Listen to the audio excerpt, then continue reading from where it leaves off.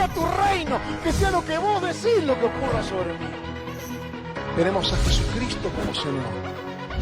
Que Dios lo está llamando a usted hoy. Te damos gracias, Jesús. Te bendecimos, Señor. Gracias, Señor. Gloria al nombre de Jesús. ¿Cuánto dan gloria a Dios esta mañana? Damos gloria al Señor. Amén. Dios le bendiga. Puede tomar asiento. Una bendición poder comenzar la semana adorando, entregando todo a Dios, para que esta semana, para que las primicias de esta semana, puestas en la mano del Señor, sean con fruto, pues entonces toda la cosecha será con fruto. Amén. Ese significado de la primicia era eso, traer el primer fruto como una muestra al Señor de su bondad, para que todo el resto de la cosecha también esté bendecida. Quiero hablar en esta mañana de el rey Josías. Sinceramente, ayer estuve luchando bastante con este mensaje, porque no es del tipo de mensaje que a mí me gusta predicar, pero intenté resistirlo y me venció. Así que estoy seguro que hay algo aquí que Dios quiere ministrar en esta mañana. Josías fue el último rey piadoso que tuvo el reino de Judá. Nosotros conocemos un poco la historia.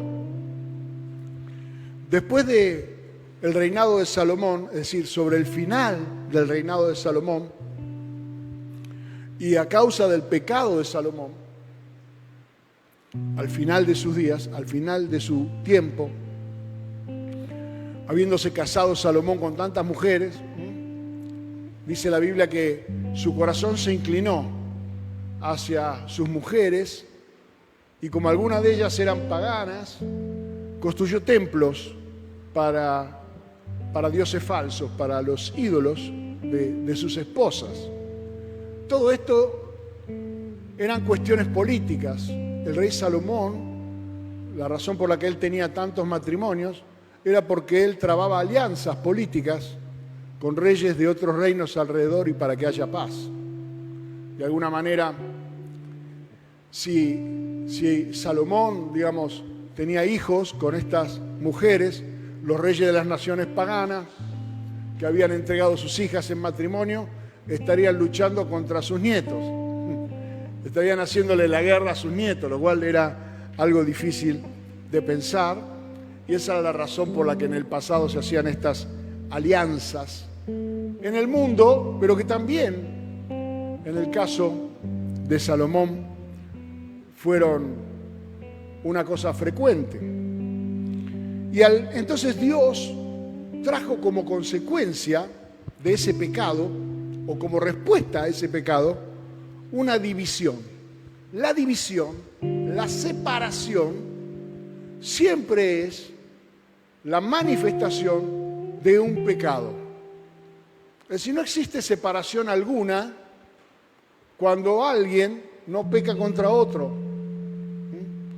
Hay una unidad, hay un amor, hay un mismo pensamiento, una misma forma de ver las cosas, pero cuando hay algo que yo he hecho contra otra persona, la culpa que se introduce provoca una falta de comunión, de comunicación, empieza a haber cosas ocultas que no se cuentan, empieza a haber pensamientos que no se pueden declarar, empieza a oscurecerse la relación, y entonces el pecado, que es verdaderamente significa esto, es separación.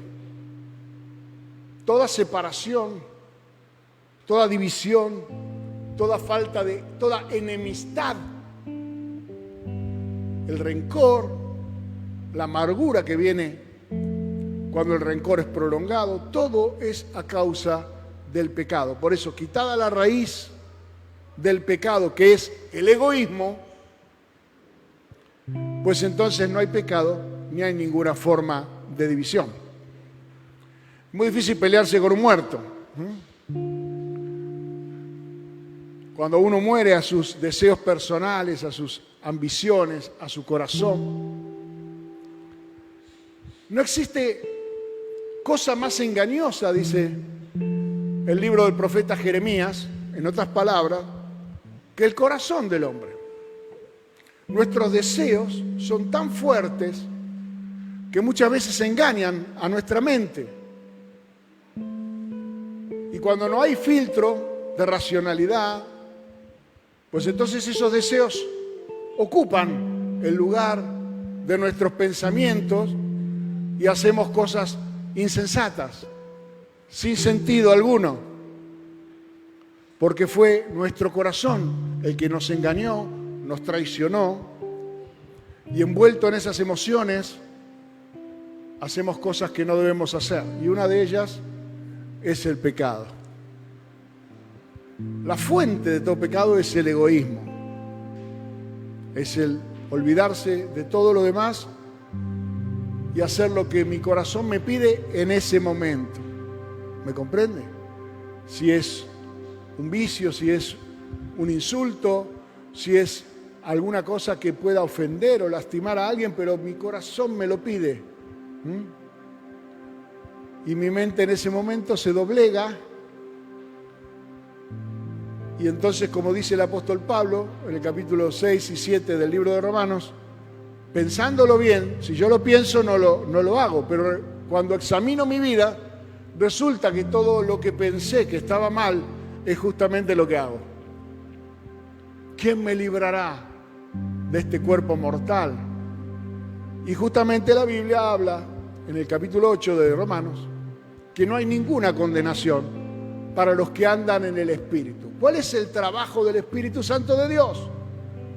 El trabajo del Espíritu Santo de Dios es reemplazar al corazón del hombre como la fuente de influencia sobre nuestra manera de pensar. Por eso la palabra arrepentimiento significa metanoia, una mente superior, una mente que está por encima. Claro, porque esa mente estaba influenciada por emociones de un corazón perverso. Pero ahora, cuando el Espíritu de Dios está en nosotros, esa mente está influenciada por el Espíritu Santo de Dios, y entonces en el andar en el Espíritu no hay ninguna condenación. En el Antiguo Pacto es donde vemos con más claridad este tema. Porque a partir del Nuevo Testamento, del Nuevo Pacto que hizo Cristo, el Espíritu Santo fue derramado sobre toda carne, es decir, que todo aquel que cree en Él lo hace por medio del Espíritu de Dios. Nuestro arrepentimiento es convicción que viene del Espíritu y nuestra fe es un don de Dios que viene por el Espíritu. Pero en el Antiguo Pacto, el Espíritu Santo era selectivo, es decir, actuaba o no actuaba en la vida de una persona conforme a la obediencia de esa persona, o tal vez al destino profético de esa persona y su apego o su obediencia a ese destino profético. O sea, había una palabra de Dios respecto de alguien. El último caso que encontramos en la Biblia es el de Juan el Bautista. Hubo una palabra profetizada por su padre, por Zacarías, y el Espíritu Santo vino sobre Juan el Bautista de una forma selectiva. No fue en Pentecostés, fue antes de Cristo, amén. Y así era sobre Sansón cuando vencía a sus enemigos, y así era sobre José cuando prosperaba en casa de Potifar, o aún en la cárcel, o aún como consejero del rey. Así era sobre Daniel y sobre cada uno de los profetas. En el Antiguo Pacto, a la persona que recibía el Espíritu de Dios se lo llamaba profeta. Hay un pasaje donde Saúl, al encontrarse con una compañía de profetas, ya lo he predicado, lo he enseñado en el pasado, recibió el espíritu que había en los profetas y profetizó. Y el pueblo decía, Saúl también entre los profetas, semejante marmota, tenía antecedentes de haber perdido los burros, ¿me entienden? Mira, es difícil perder un burro, y lo había perdido, y lo andaba buscando.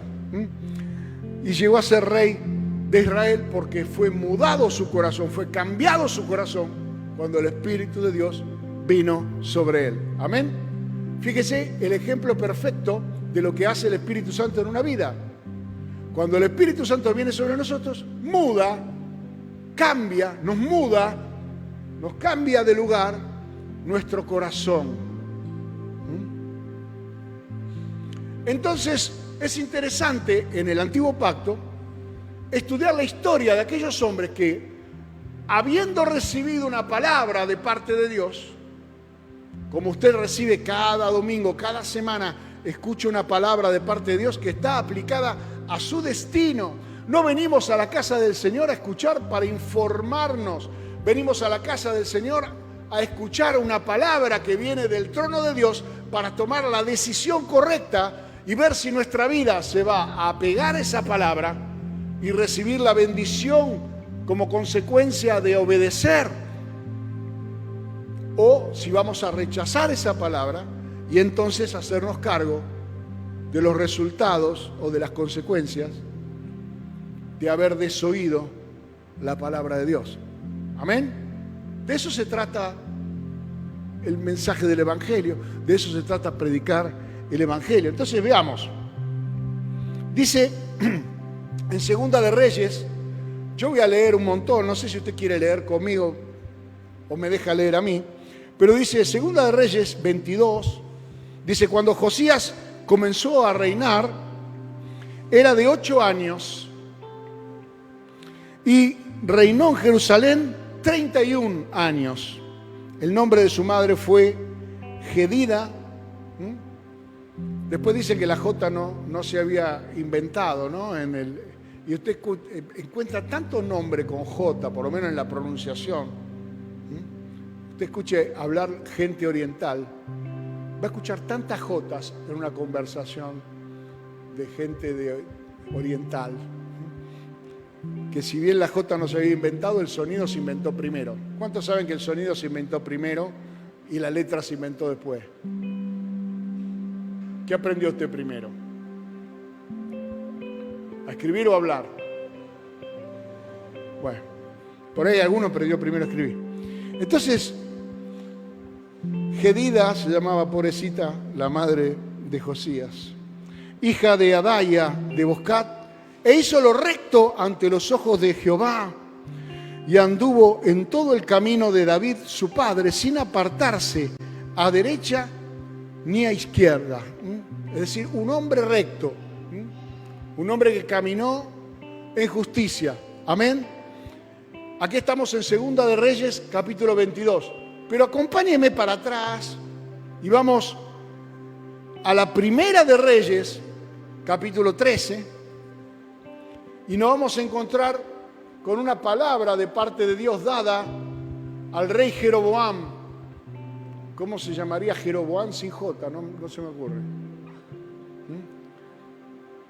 Algunos dicen, no, pero lo que pasa es que los nombres son... La J se pronuncia como Y. Ah, fenómeno. Está bien. Entonces, Matillahu, ¿cómo se dice? Porque es Matías. El Ju del final, ¿con qué le trae?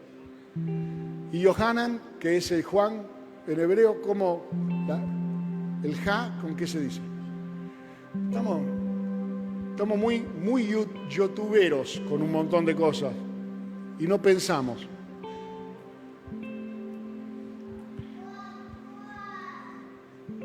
Acá cuenta la historia de un rey que profundizó la grieta. Acá vemos claramente, entendimos claramente que la grieta, digamos, la separación del reino del norte y los reinos del sur fue una consecuencia del pecado, fue un castigo, no fue algo, digamos, que Dios envió porque esa era la voluntad de Dios.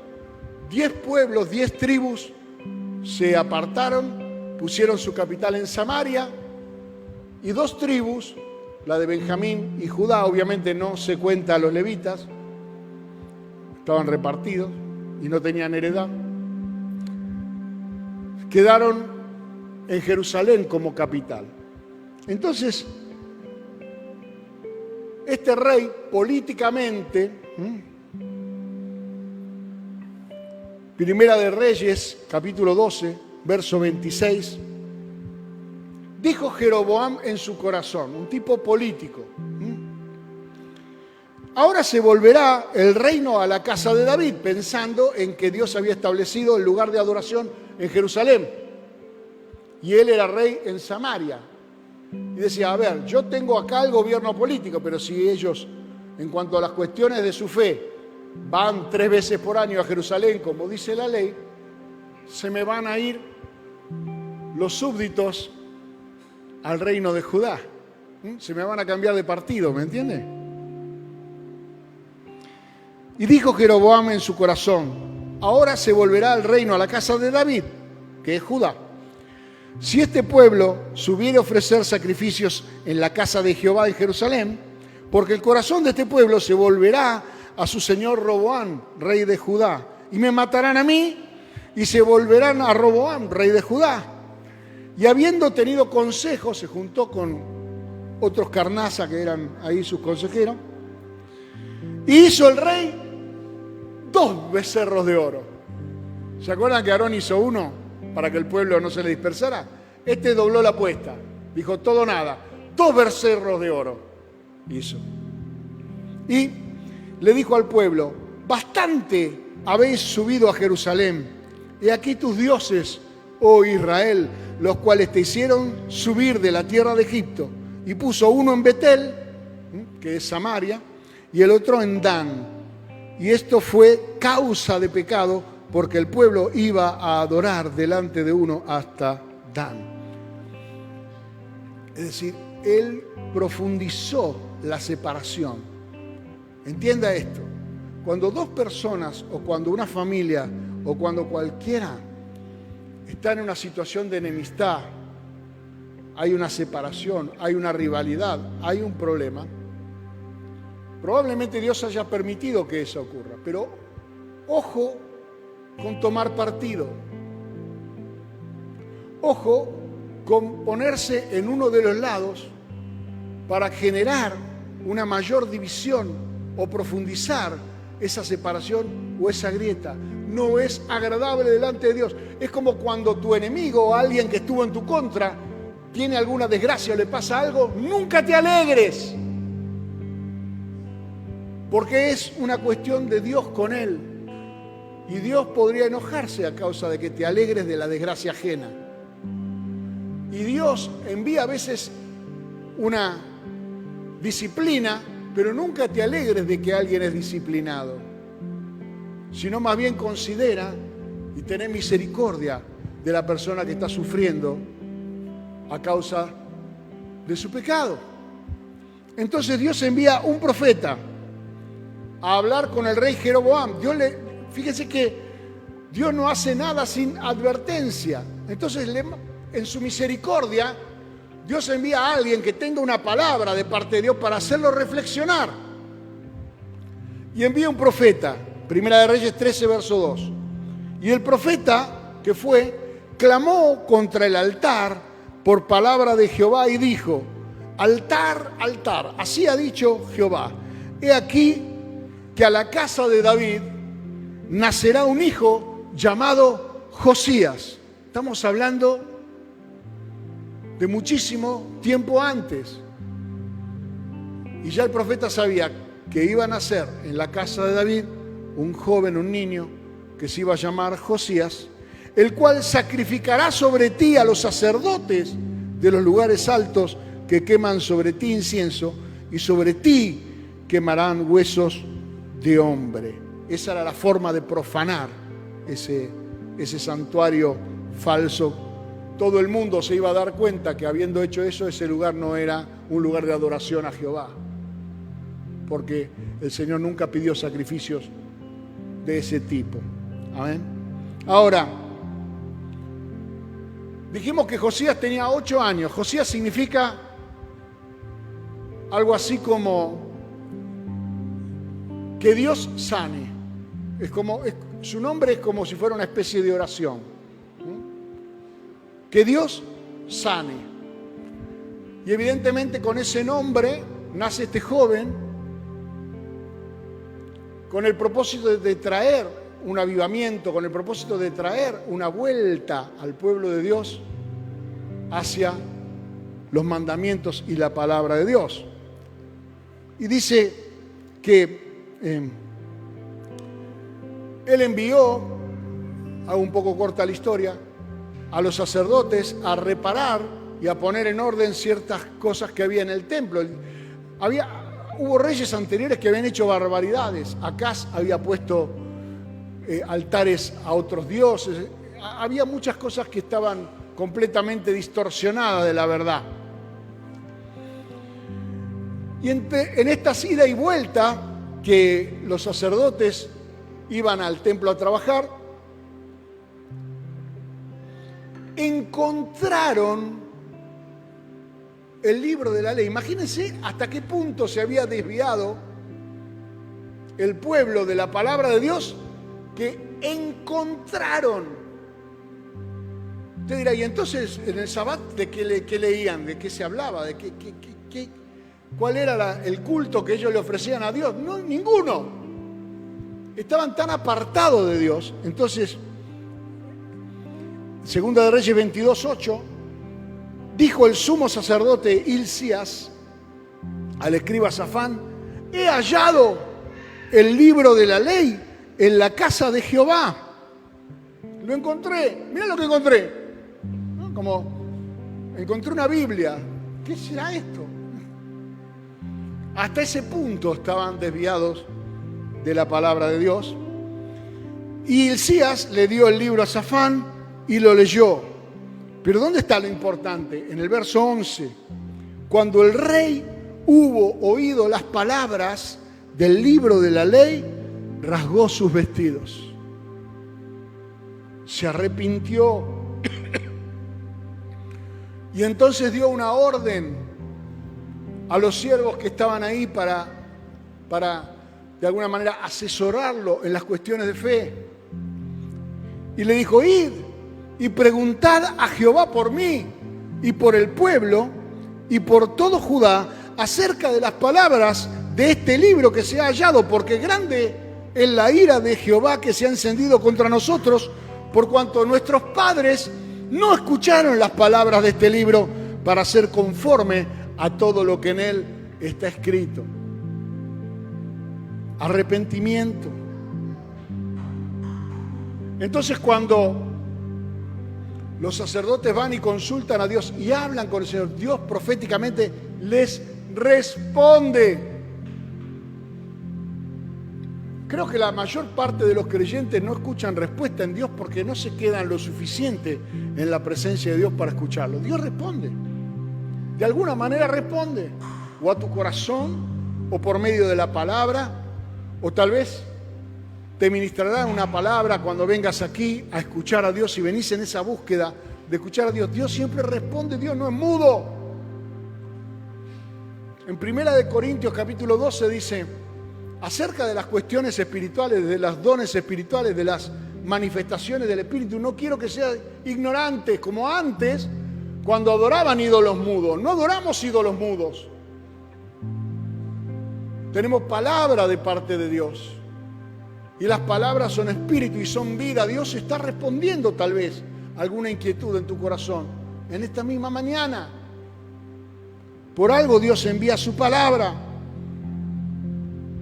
Y entonces el profeta dice, sí, es cierto lo que dijo el rey. Va a venir toda clase de desgracia por la desobediencia de este pueblo. Es verdad. Ha entendido bien.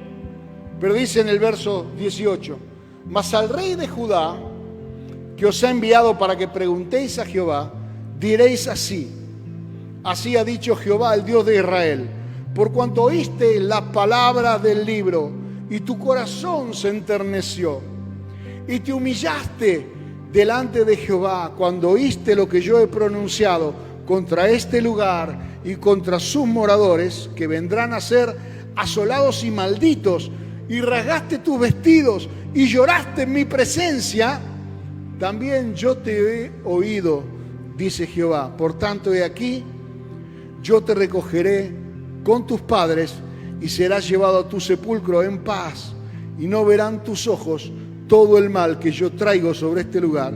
Y ellos dieron al rey su respuesta.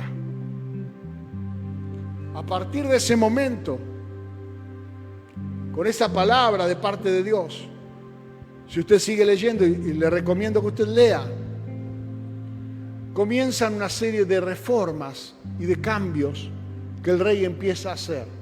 Empieza a destruir altares paganos, empieza a ordenar el sacerdocio y la adoración a Dios, restablece, encuentra, como toman el libro de la ley, encuentran la Pascua.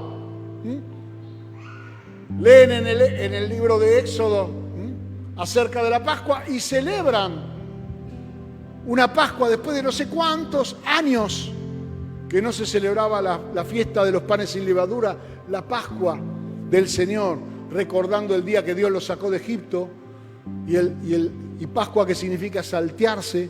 El ángel destructor se salteó la casa de los que habían marcado sus dinteles con sangre de cordero. Y eso también es una representación de nuestra salvación, nosotros que hemos, por la sangre del cordero, sido redimidos, marcados, cambiados, para no sufrir la destrucción y el juicio. Pero cuando llega al verso 15 del capítulo 23, vemos cómo él cumple su destino profético. Igualmente, el altar que estaba en Betel, que leímos del capítulo 12 de la Primera de Reyes, acá nos encontramos que en la Segunda de Reyes, capítulo 23, continuaban adorando en ese altar. Entonces, el rey envía gente, dice, el lugar alto que había hecho Jeroboam, hijo de Nabat, el que hizo pecar a Israel, aquel altar y el lugar alto lo destruyó y lo quemó y lo hizo polvo y puso fuego a la imagen de acera, y se volvió Josías y viendo los sepulcros que estaban allí en el monte, envió y sacó los huesos de los sepulcros y los quemó sobre el altar para contaminarlo, conforme a la palabra de Jehová que había profetizado el varón de Dios, el cual había anunciado esto. Después dijo, ¿qué monumento es este que veo? Y los de la ciudad le respondieron, este es el sepulcro del varón de Dios que vino de Judá y profetizó estas cosas que tú has hecho sobre el altar de Betel. Y él dijo, dejadlo, ninguno mueva sus huesos. Así fueron preservados sus huesos y los huesos del profeta que habían venido de Samaria. Hoy nos encontramos en un tiempo donde abundan personas dando palabras de parte de Dios. Dijimos hace unos días atrás, yo no he visto en otro tiempo, y tengo muchos años de caminar la iglesia, tantos Dios me dijo como los que estamos viviendo hoy. Hoy todo el mundo te dice que Dios le dijo de todo. Cosas que a veces vos decís, no lo puedo contradecir, porque cuando una persona te dice Dios me dijo, se acabó la conversación. Por más que te diga una barbaridad, Dios me dijo tal cosa. Hace unos días atrás, hablando con alguien muy querido para mí, que me dijo un montón de cosas que no eran reales, yo me sentí, tuve la obligación de decirle, no, perdóname, esto no es real. Esto no ocurrió. Y entonces, ¿quién me engañó? Me dijo como alguien imposible de ser engañado, ¿no? O sea, con el reclamo de alguien que escucha la voz de Dios hace muchos años.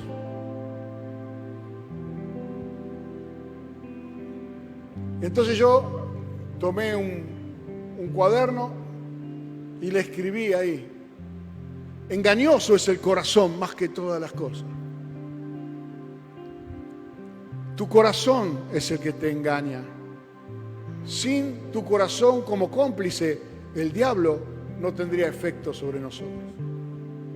Es una sociedad, es una alianza que el enemigo de nuestras almas hace con nuestro corazón. Así es la tentación. Es una relación espuria. ¿Cómo explicarlo? Es adulterio espiritual. Nuestro corazón entra en relación con el enemigo de nuestras almas por medio de la tentación y dan a luz el pecado. Santiago, capítulo 1. Eso es lo que explica. Nuestro corazón nos engaña. Esa es la razón por la cual es un enorme privilegio tener una palabra de parte de Dios. Usted dirá, claro, para Josías era fácil la obediencia porque se había profetizado. Escuché por ahí alguno que dijo, incluso es probable que entre las cosas que encontraron en el templo, encontraron la profecía del varón de Dios, que decía ahí que Josías iba a destruir. Pero bueno, eso ya es imaginación de los predicadores modernos. La Biblia dice que encontraron la ley. Y solamente sin encontrar el nombre de Josías ahí, el Espíritu de Dios trajo arrepentimiento sobre Josías. Incluso si estuviera ahí el nombre de Josías, uno podría pensar tal vez sea otro Josías. Si en la Biblia dijera todo aquel que se llama Aldo será salvo, bueno, entonces Aldo estaría feliz. Pero la Biblia dice todo aquel y no hay ningún nombre, por lo tanto se aplica a cualquiera. Si bien nosotros tal vez alguno no tiene una palabra profética, y esto me viene a la memoria porque yo he recibido de parte de Dios una y otra vez una misma palabra en diferentes lugares por diferentes personas y camino ahí.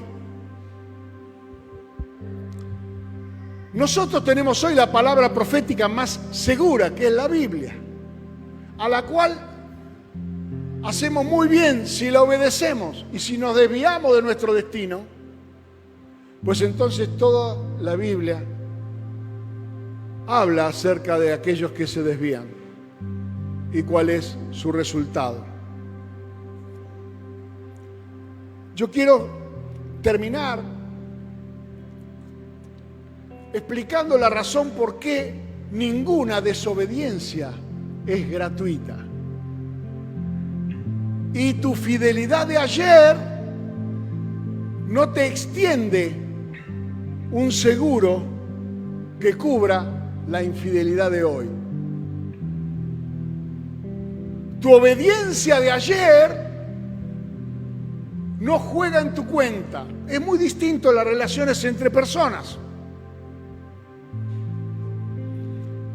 El apóstol Pablo, cuando le escribe a Filemón, en su carta, da a entender que en la relación entre Pablo y Filemón, Pablo tiene saldo a favor.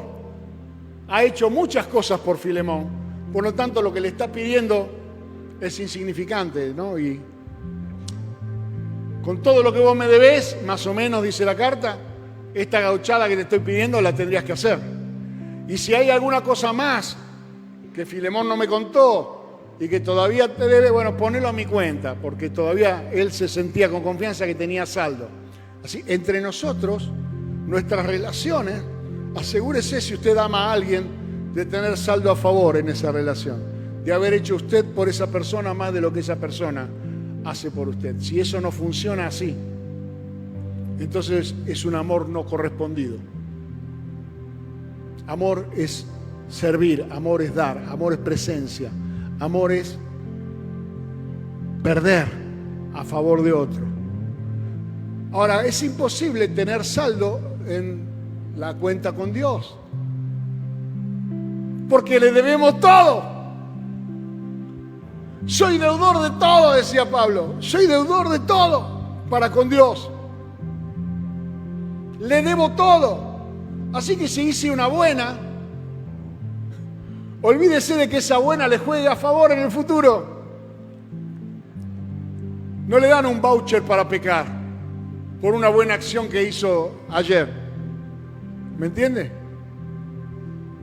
No le dan un certificado de inmunidad para desobedecer o para tirar sal en la herida de alguien que está sufriendo o para apostar a la grieta cuando hay personas que están divididas, que están enemistadas, y usted, en vez de ser un pacificador bienaventurado, es alguien que genera mayor disensión.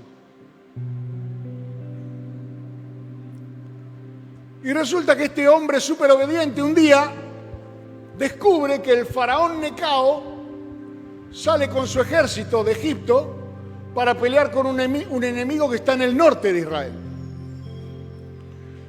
Inevitablemente tiene que pasar por el territorio, por Tierra Santa. Para ir de Egipto a Siria hay que atravesar Tierra Santa.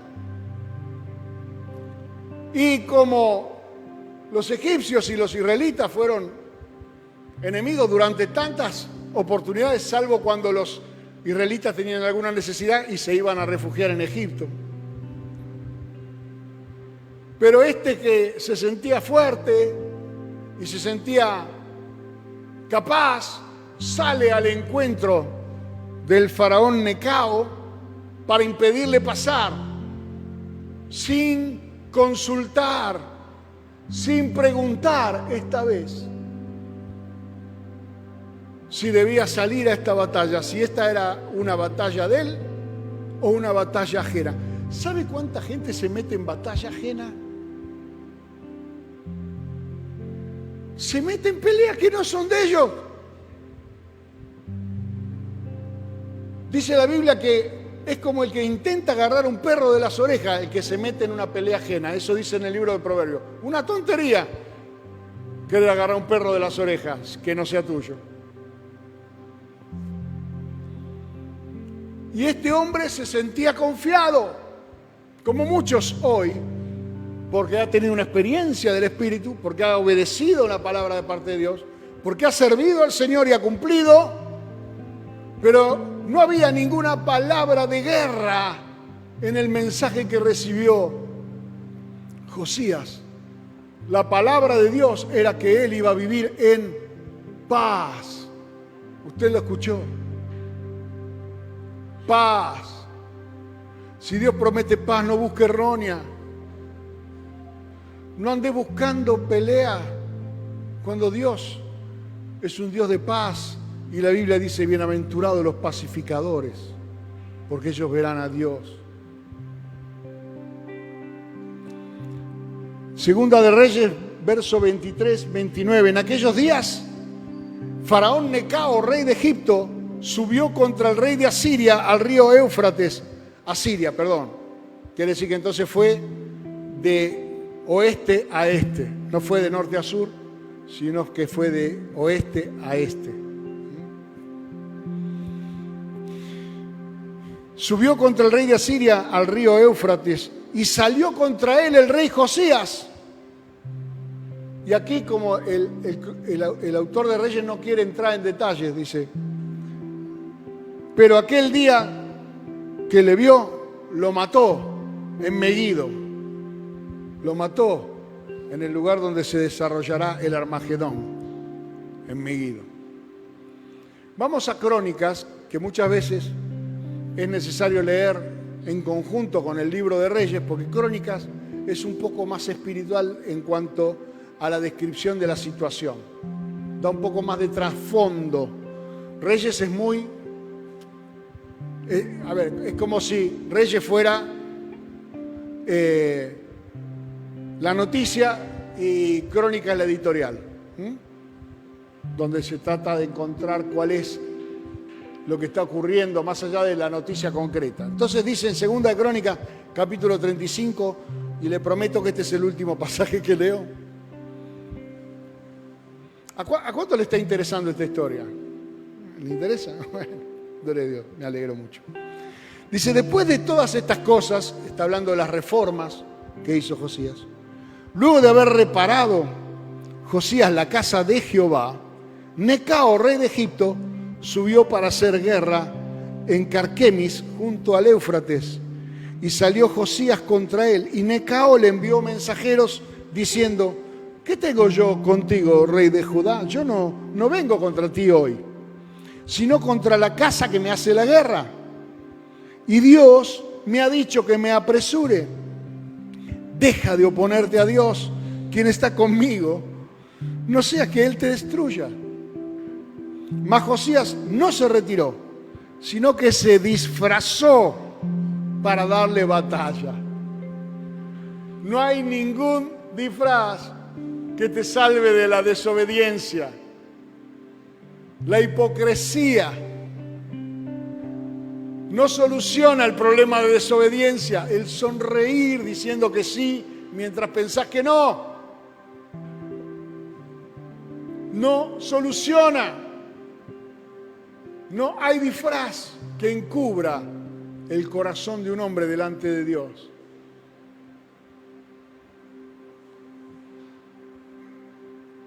Josías no se retiró, sino que se disfrazó para darle batalla y no atendió a las palabras de Necao, que eran de boca de Dios, y vino a darle batalla en el campo de Megiddo, y los flecheros tiraron contra el rey Josías. Entonces dijo el rey a sus siervos: quitadme de aquí, porque estoy gravemente herido. Entonces sus siervos lo sacaron de aquel carro y lo pusieron en un segundo carro que tenía y lo llevaron a Jerusalén, donde murió. Y lo sepultaron en los sepulcros de sus padres, y todo Judá y Jerusalén hicieron duelo por Josías. Y Jeremías endechó en memoria de Josías. Todos los cantores y cantoras recitan esas lamentaciones sobre Josías hasta hoy.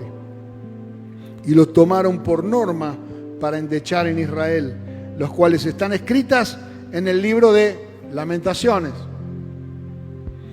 Los demás hechos de Josías y sus obras piadosas, conforme a lo que está escrito en la ley de Jehová, y sus hechos primeros y postreros, he aquí, están escritos en el libro de los reyes de Israel y de Judá.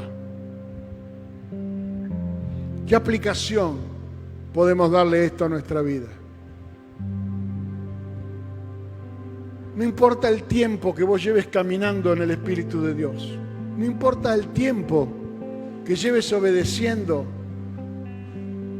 el Espíritu de Dios guía y te permite andar y tomar decisiones. Cuando es consultado, es un caballero que no se mete donde no lo llaman. Así es toda persona que intenta vivir en el Espíritu. Debe vivir en oración y debe vivir buscando en la palabra de Dios la guía. No sirve la revelación que tuviste cuando tenías 18 o 20 años. No sirve las obras buenas que hiciste el año pasado. Es cuestión de cómo está tu relación con el Espíritu hoy, para que no te metas en la batalla equivocada.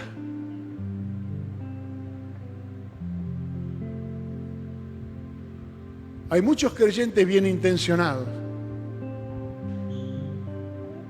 que lamentablemente fueron introducidos por sus sentimientos y por su engañoso corazón en una guerra que no es la suya, en una batalla que no es la suya, cuando fueron llamados de parte de Dios a traer paz. Muchas veces personas que han intentado aconsejarme sobre algunas cuestiones me dijeron: vos deberías hacer esto, vos deberías hacer lo otro, vos deberías hacer aquello. Y yo le pregunto: ¿y vos qué deberías hacer?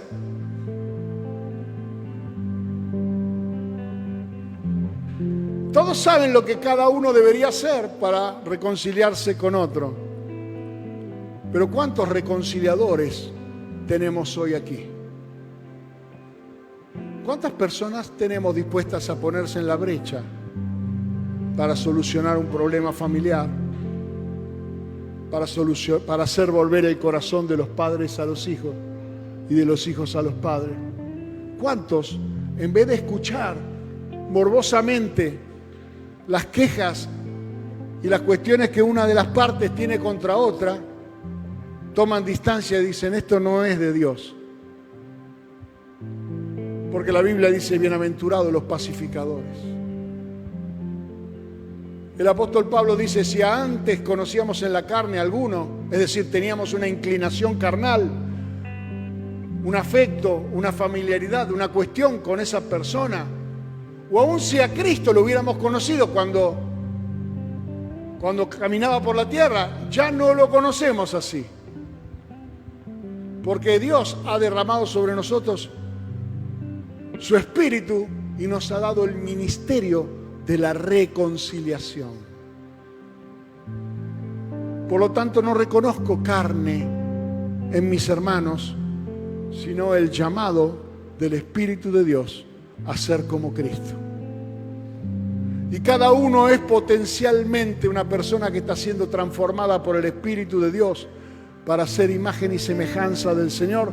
Por tanto, más que meterme y ponerle fichas a aquellas actitudes que lo separan del carácter de Cristo, que como un cordero fue llevado al matadero y no abrió su boca, debemos asumir nuestro rol de pacificadores.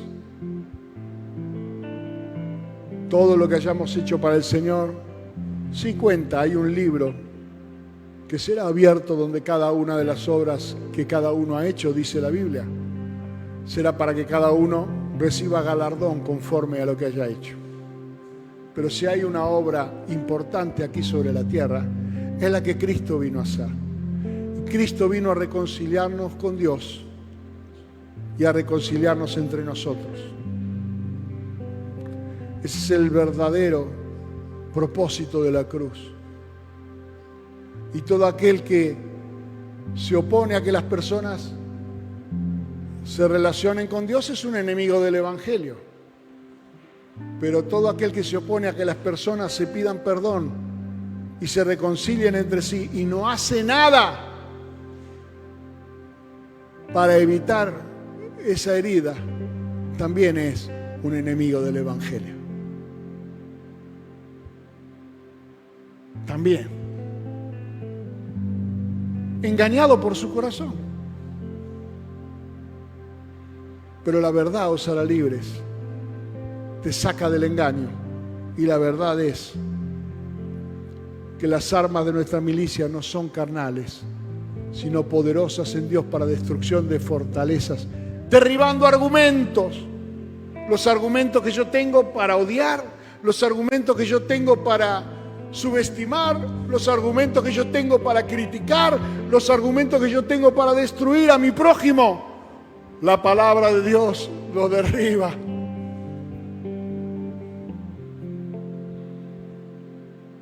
¿Cuántas veces tengo que perdonar? Le preguntó Pedro al Señor, como mira qué tipo bueno que soy yo, que estoy dispuesto a perdonar más de una vez. ¿Cuánto? 2, 3, 7, dijo. Yo le dije, no, perdonar no es una cuestión de hacer cuentas. Perdonar es andar en el Espíritu. Arrepentirse es tener convicción de pecado, andar en el Espíritu. Fe para creer es andar en el Espíritu. Amor, porque el fruto del Espíritu es amor, paz, gozo, bondad, benignidad, mansedumbre, paciencia, fidelidad, dominio propio. Eso es andar en el Espíritu. Anda en amor, anda en el Espíritu. Anda en gozo, anda en el Espíritu. Anda en paz, anda en el Espíritu. No es tan difícil. Es fiel y se domina a sí mismo. Anda en el Espíritu. Porque humanamente no podemos, pero en el Espíritu podemos. Para eso vino el Espíritu de Dios. Por eso en esta mañana quiero que oremos.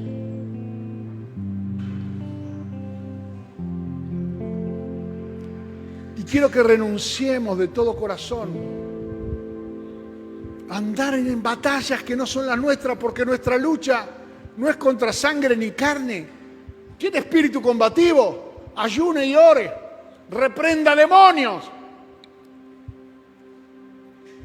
Nuestra batalla no es contra sangre ni carne, no es contra ese pastor, ni contra ese hermanito, ni contra ese vecino, ni contra ese jefe, ni contra tu esposa, ni contra tu esposo, ni contra tus nueras y tus yernos.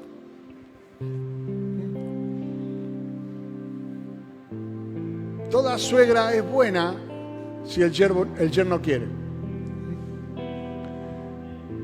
Decía un poeta argentino, qué maravilla un nieto que transforma a una implacable suegra en una tierna abuela.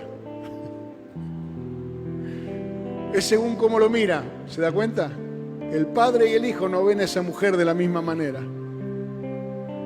El padre la ve como alguien con la que tiene que luchar.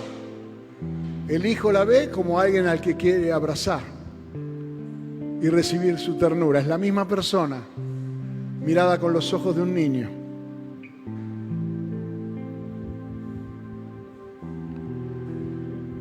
¿Cuánto quisiera que usted entendiera el corazón de Jesús en esta mañana y viera la ternura del Señor para con nosotros los pecadores? ¿Cuánto te ama Dios, como hemos cantado? ¿Y cuánto necesitamos que ese amor de Dios sea derramado en nosotros para que la palabra que predicamos no tenga el obstáculo de nuestra insensatez?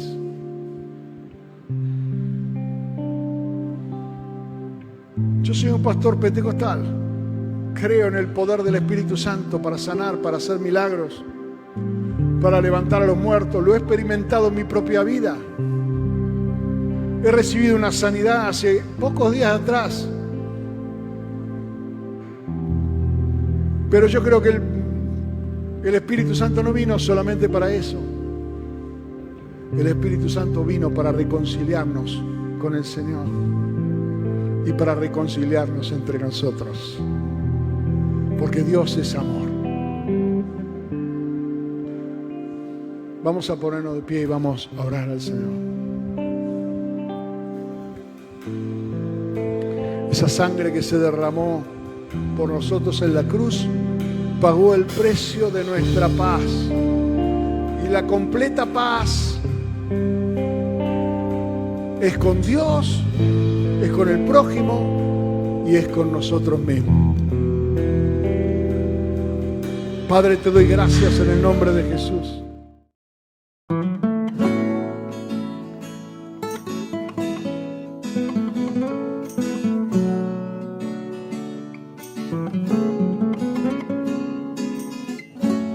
Aunque harina no haya más y si el aceite terminó, no puedo dejar de esperar un milagro. Aunque de frente tenga el mar y el enemigo venga atrás, yo seguiré pidiéndote un milagro. Aunque la tumba se cerró y el cuarto día ya llegó, no puedo dejar de esperar un milagro. Espero un milagro. Tú eres Dios de milagros. No me avergonzaré de esperar de ti un milagro. Espero un milagro. Tú eres Dios de milagros. No me avergonzaré de esperar de ti un milagro. Que gruña como un león el enemigo Satanás, en Jesucristo el vencedor voy a confiar. Espero un milagro. Tú eres Dios de milagros. No me avergonzaré de esperar de ti un milagro. Espero un milagro. Tú eres Dios de milagros. No me avergonzaré de esperar de ti un milagro.